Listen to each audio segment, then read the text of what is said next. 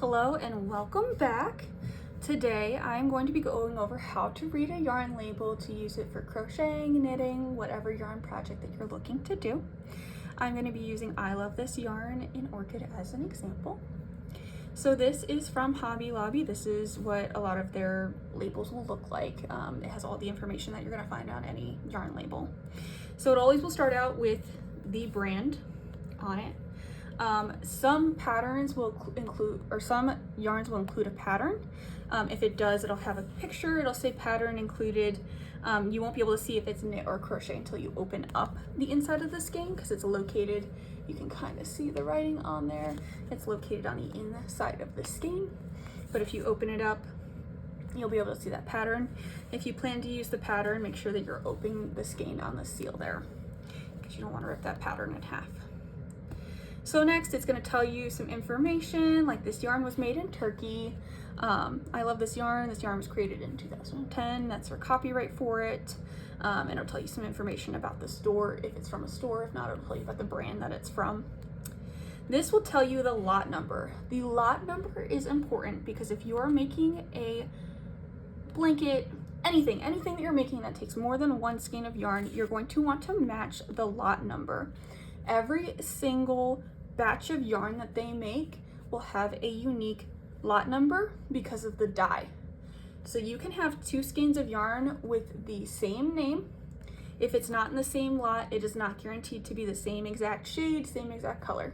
So when you're buying for a pattern, make sure that you're getting everything that you need in that lot number.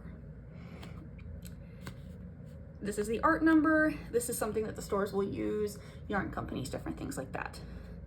Down here is the color and name of the yarn. So this is their color 290, which can be kind of helpful when you're looking for it in the store. A lot of the times that they'll have it on labels, different things like that. I always like to write it down when I'm doing patterns. This is the name, it's Orchid.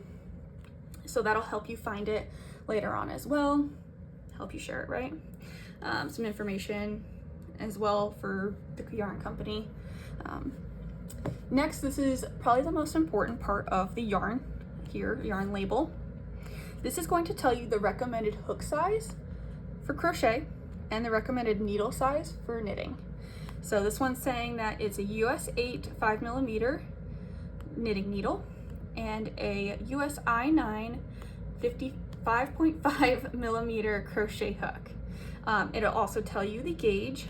It doesn't always say that, but you know, it will tell you the gauge. So this is saying, you know, 4 times 4 in single crochet. So it's saying 12 single crochets by 15 rows will make 4 by 4 inches. And we'll talk about gauge swatch another time.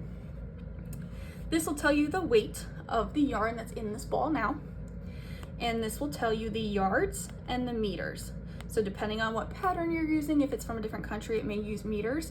A majority of the US patterns will use yards, but this can help you see how many skeins of yarn you'll need, if you have enough, different things like that.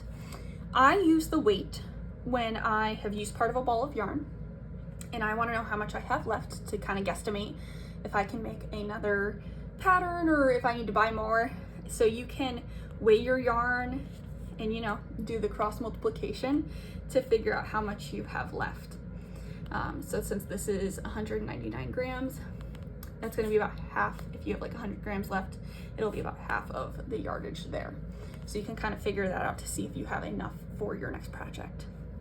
This here will tell you what the fibers are in the yarn. So this one's 100% acrylic. I like to use acrylic, some people do not, that's okay. There's cotton wool, there's cotton yarn, there's wool yarn, there's alpaca yarn, like different things like that.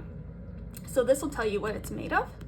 Down here you'll find the yarn size. This is important because different yarn weights make different things, make different, you know, patterns. Your pattern will be very specific about what it's looking for. And then down here are the washing instructions. So you can figure out how to wash and take care of your piece when it's done. Right here is just another written way of knowing which knitting needles and crochet hooks to use. So again, it just reiterates the same thing. And then we're back to the beginning. Again, this is Hobby Lobby. This is a number that they're using. And back to I Love This Yarn. And that is how you read a yarn label for crocheting and knitting. I hope you have fun and happy knitting and crocheting.